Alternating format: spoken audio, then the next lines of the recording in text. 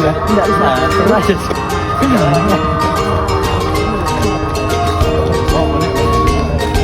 Assalamualaikum warahmatullahi wabarakatuh. Perkenalkan, saya Muhammad Farhan dari kelas 2A, NPM saya 233110719. Di sini saya ingin membuat video tugas bahasa Indonesia tugas besar, yaitu tentang cagar budaya. Saya ingin membuat video tentang Istana Siak seperti yang ada di belakang saya. Sekian. Di sini seperti yang bisa kalian lihat di belakang saya ada Istana Siak Sri Indrapura. Istana Siak Sri Indrapura menjadi saksi kejayaan kerajaan Siak Sri Indrapura di masa lalu. Kerajaan ini berdiri pada tahun 1723 Masehi dengan raja kecil yang bernama Sultan Abdul Jalil Rahmat Siak. Sultan Abdul Jalil sendiri merupakan putra dari Raja Johor yang bernama Sultan Mahmud Syah dari istrinya Encik Pong. Berdasarkan catatan yang ada, pusat kerajaan Siak Sri Indrapura ada di Buantan. Nama Siak sendiri berasal dari tumbuhan siak-siak yang banyak ditemukan di kawasan tersebut. Melansir laman resmi Kabupaten Siak, Sultan Mahmud Syah dari Johor wafat dibunuh oleh Magat Sri Rasma, istri Sultan yaitu Encik Pong, yang sedang hamil harus melarikan diri ke Singapura lalu ke Jambi. Pada pelarian itulah Raja Kecik lahir. Bayi itu kemudian dibesarkan di kerajaan Paguyung Minangkabau. Kelak dia menjadi penguasa di kerajaan Siak Sri Indrapura dengan gelar Sultan Abdul Jalil. Sebelum mendirikan kerajaan Siak, Raja Kecik terlibat dalam perebutan tahta kerajaan Johor. Awalnya dia berhasil merebut tahta miliknya, namun tak berselang lama tahta itu direbut lagi oleh Tengku Sulaiman yang masih iparnya. Perebutan kekuasaan oleh Raja Kecik dan Tengku Sulaiman berlangsung alot. Kedua belah pihak saling mengalahkan di medan pertempuran. Kerugian besar pun harus ditanggung dua belah pihak. Akhirnya keduanya memutuskan untuk mundur. Tengku Sulaiman mundur ke daerah Pahang, sementara Raja Kecik mundur ke Bintan dan mendirikan kerajaan sendiri di tepian Sungai Buantan. Sejak saat itu roda pemerintahan terus berputar, namun pusat kekuasaan kerajaan Siak terus berpindah-pindah. Hingga pada masa pemerintahan Sultan Asyaide Syarif Ismail Jalil Jalaluddin, pusat kerajaan dipindah ke daerah Siak, hingga nama kerajaan itu menjadi Siak Sri Indrapura yang bisa kalian lihat di belakang saya.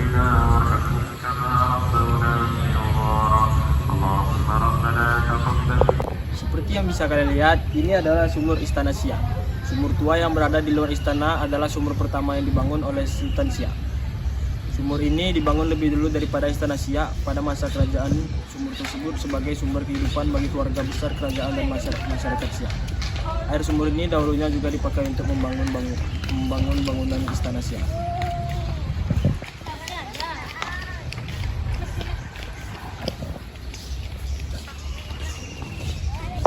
Di sini saya akan menjelaskan tentang pos Opas, polisi istana.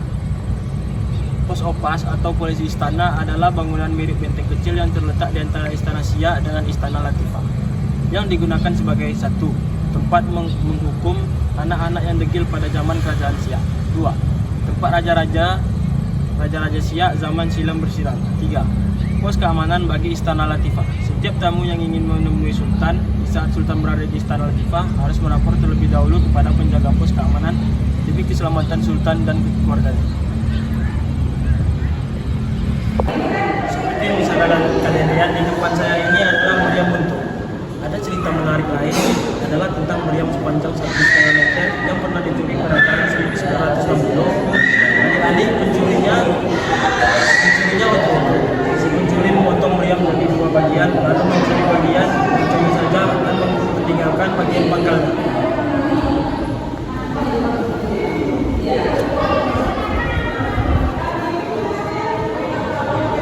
Tiga. Baik, saya sekarang sudah berada di dalam Istana Siak. Saya akan memperlihatkan kepada Anda semua apa saja yang ada di dalam Istana Siak. Baik,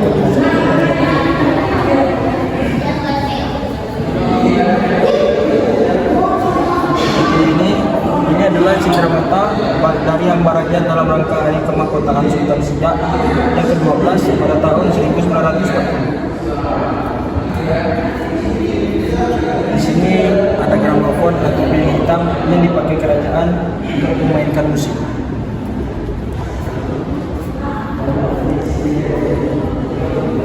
sini ada contoh-contoh surat ucapan selamat dan doa restu dari hamba rakyat dan sahabat sultan.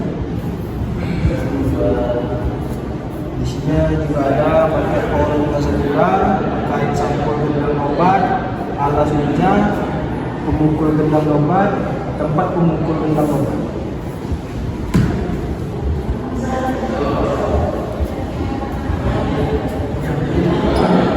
Nah, di sini ini ada foto dari Sultan Syarif Qasim beserta Permaisuri 1 Tengku Agung.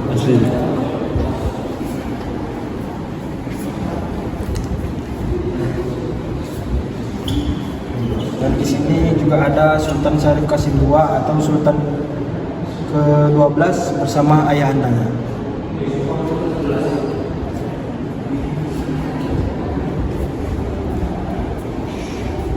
Ini ada maket Masjid Sahabat Manusia, maket kursi dihiasi batu permata kulit mutiara, piring hitam atau kaset gramofon, kap lampu,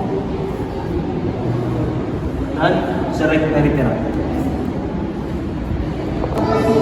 Seperti yang bisa Anda lihat di belakang saya ini ada jam komen.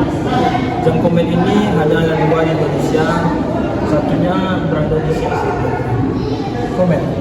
Sejenis musik gramofon yang piringnya terbuat dari baja besi, terdiri dari musik instrumen klasik Jerman abad ke-8. Ciptaan komponis terkenal Beethoven, Mozart, dan Strauss dibawa oleh Sultan Siak ke-6 tahun 1896 dari lawakannya ke Eropa.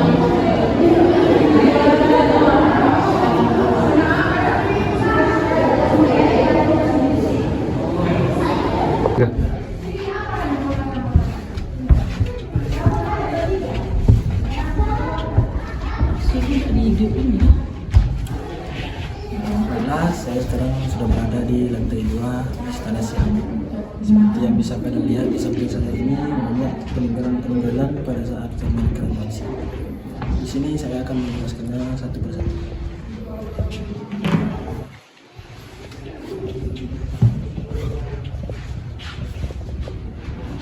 Di sini ada bendera pasukan.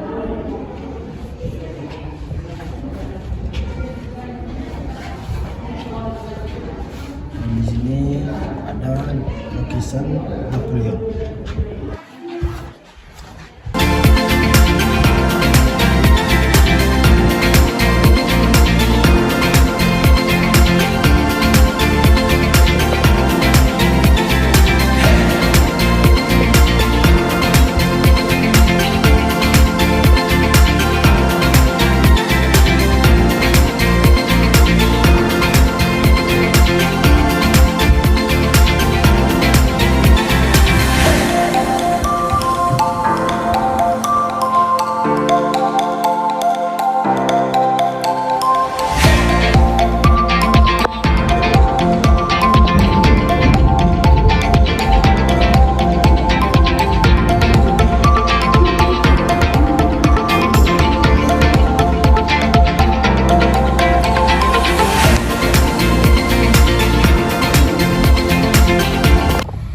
Saya sudah berada di dekat dengan kapal Kato.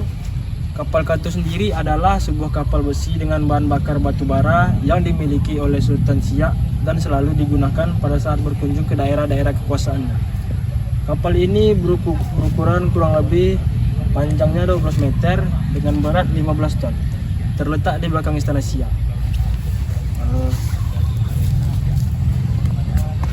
Seperti inilah bentuk kapal Kato tersebut. Kapal ini sudah tidak digunakan lagi.